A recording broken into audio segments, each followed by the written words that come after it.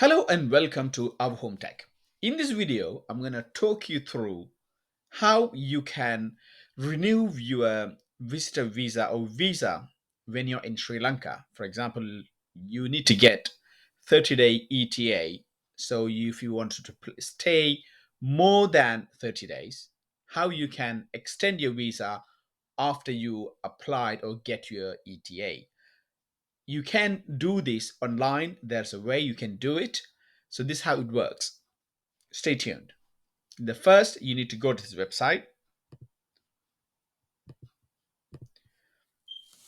So this is the Sri Lanka Department of Immigration and Immigration Sri Lanka.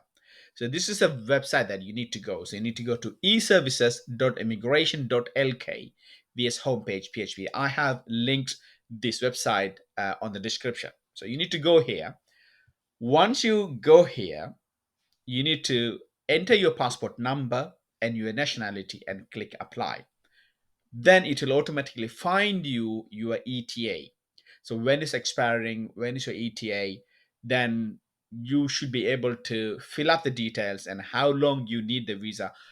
I believe that you can apply for another 30 days extension once you submit your documentation. It's a bit strange how they did it, but once you apply all your document and everything and send it to them, hopefully within 24 hours or maybe 48 hours, depending on the day, they will reply you back with a link where you can make your payments. They do accept credit cards.